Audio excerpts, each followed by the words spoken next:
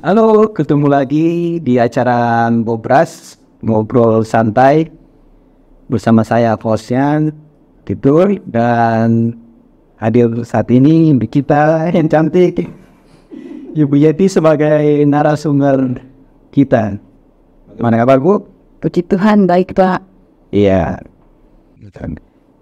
Hari ini kita akan membahas mengenai pengadaan jasa konstruksi, dan sebelum kita masuk dan mengupas mengenai pekerjaan jasa konstruksi ini, jangan lupa ya teman-teman untuk subscribe, like, dan komen. Kalau memang ada yang ingin ditanyakan bisa tulis di kolom chat komentar atau pertanyaan yang ingin ditanyakan. Oke, kita masuk Bu sekarang dalam beberapa pertanyaan yang ingin saya sampaikan terkait dengan pekerjaan pemilihan jasa konstruksi ini. Saya awali dengan apa yang mendasari mengenai pelaksanaan pekerjaan pemilihan konstruksi ini. Mungkin aturannya atau ketentuannya gitu, bagaimana yang bisa ingin jelaskan. Silakan, Bu. Baik Pak itu, terima kasih atas pertanyaan yang diajukan pada saya. Saya akan coba menjawab pertanyaan Bapak, yaitu aturan yang mendasari untuk pemilihan paket jasa konstruksi ini adalah melalui NDP pekerjaan jasa konstruksi pada peraturan LKPP nomor 12 tahun 2021 dan juga surat edaran Menteri nomor 18 garing SE dan garing M tahun 2021. Mungkin itu dari saya, Pak Titur. NDP itu Model dokumen pemilihan. Oh iya, itu yang dijadikan dasar ya, bagi pelaksanaan pemilihan jasa konstruksi. Oke, baik Bu, terima kasih. Oh iya, berikutnya Bu, yang ingin saya tanyakan, tahapan-tahapan dalam evaluasi paket pembelian jasa konstruksi itu seperti apa, bagaimana? Baiklah, Pak Titur, saya akan coba menjawab. Untuk tahapan evaluasi pada paket jasa konstruksi itu terdiri dari evaluasi administrasi yang terdiri dari dokumen penawaran administrasi, kemudian jaminan penawaran, kemudian surat KSO, kemudian dokumen penawaran teknis, dan dokumen penawaran harga. Kemudian dilanjutkan ke evaluasi kualifikasi. Untuk evaluasi kualifikasi itu, yang kami evaluasi adalah di sini terdiri dari NIB, terus ada NIB standar, ada SBU, ada KD, ada NPWP, terus ada pajaknya, ada KSWP-nya, dan juga ada pengalaman 4 tahun untuk dikualifikasi. Ya, jadi untuk selanjutnya itu kita masuk pada evaluasi teknis. Evaluasi teknis ini terdiri dari evaluasi peralatan, evaluasi personil, dan juga evaluasi RKK. Tapi ini untuk kualifikasi kecil. Dan untuk kualifikasi menengah itu dipersyaratkan subkon. Jadi persyarat itu ditambah subkon. Dan untuk kualifikasi besar itu ditambah persyaratan metode pelaksanaan. Mungkin itu dari saya, Pak Titur. Untuk tadi saya nangkap Ibu sempat menyebutkan untuk kualifikasi usaha, yang usaha kecil dan usaha sedang dan besar. Iya. Mungkin bisa menjelaskan mengenai segmentasi usaha kecil itu berapa yang benar dan besar. Baik, Pak Titur. Jadi untuk usaha kualifikasi kecil itu sampai dengan nilai 15 miliar. Iya. Terus untuk kualifikasi usaha menengah 15 sampai 50. Kemudian untuk kualifikasi usaha yang kualifikasi besar 50 sampai 100 miliar. Oke, baik, terima kasih.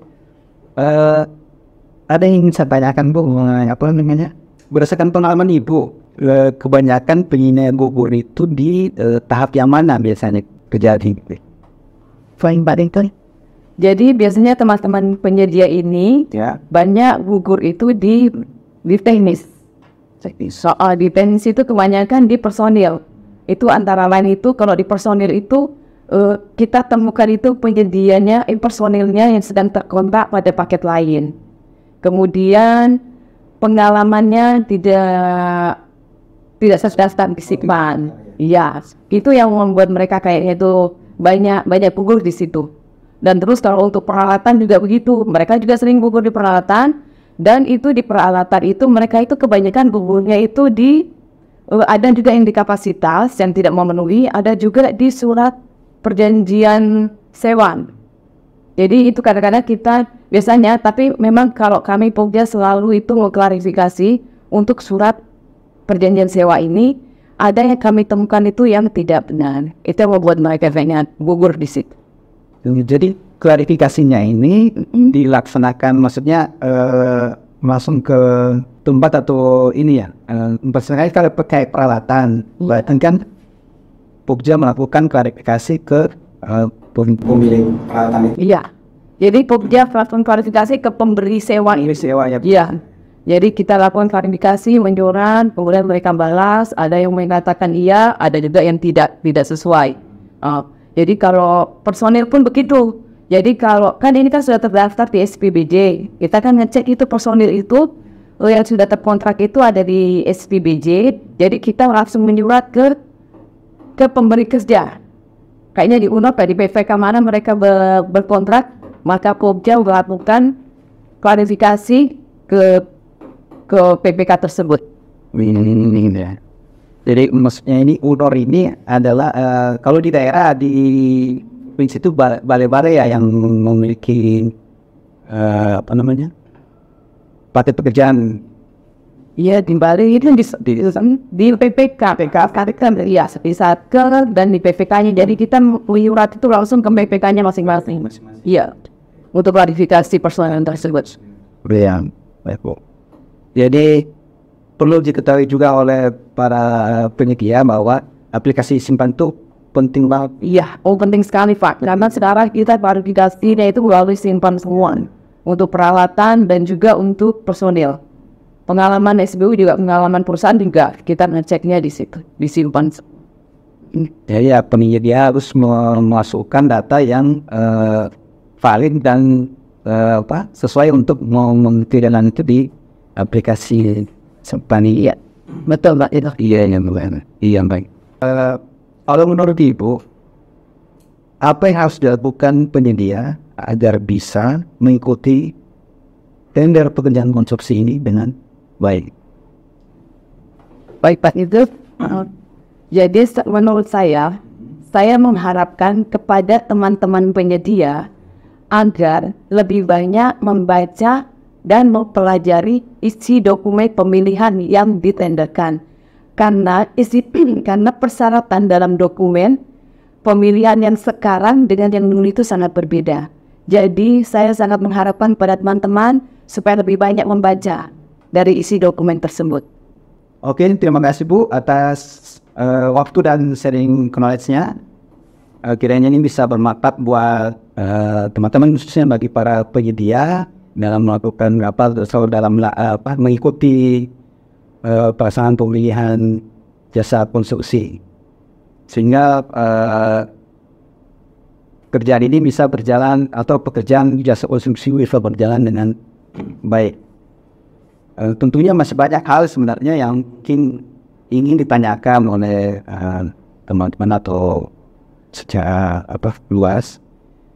Bisa melalui kolom chat atau komen. Dan jangan lupa untuk subscribe, like, dan komen di kolom YouTube kami. Sekian, terima kasih ngobras hari ini, ngobrol santai di BP2JK Wilayah Sulawesi Tengah. Sampai jumpa di ngobras berikutnya.